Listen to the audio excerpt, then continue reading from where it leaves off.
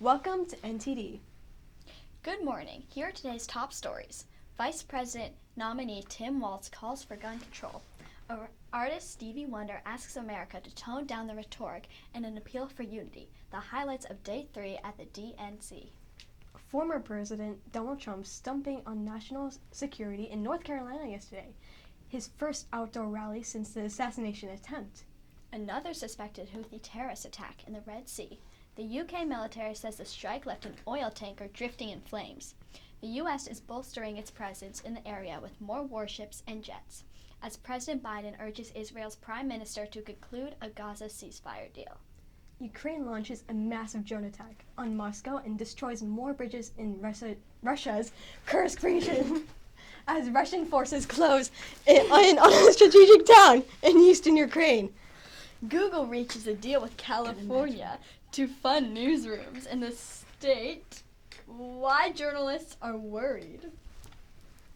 Cattle herds at a 7-year low. Ranchers leaving the industry in droves amid high costs, droughts, and the difficulties with loans. Where are beef prices headed? Will this trend continue? A reporter's insight. Oh, where'd you go? Welcome to NTD. Today is Thursday, August 22nd. Today's top news.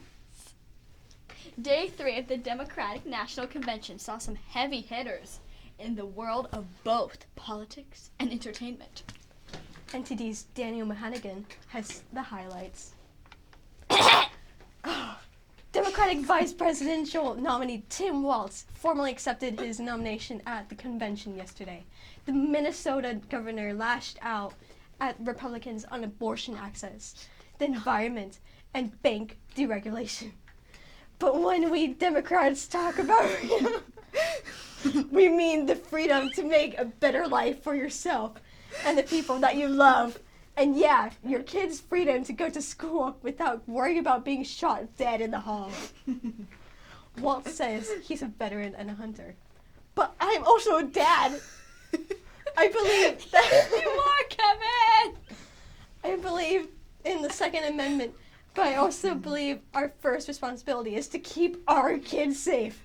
Music and politics collided as Waltz walked off to Neil Young's Rockin' in the Free World, which Young signed off on. The rocker famously sued former praise Trump for using the song at his campaign rallies without his permission. After Walt's remarks, his family joined him on the stage to celebrate the moment. Senator Amy Klobuchar touted Walt's past accomplishment as a coach of the football team that went 0-27, only to win a state championship after the governor took over as a defensive coordinator. Who better to take on the price of gas than a guy who could pull over to help change your tire? The senator said Waltz knows how to work on both sides of the aisle. Who better to find a common ground than a guy with a Midwestern common sense? Former President Bill Clinton says electing Harris and Waltz is something people will never forget.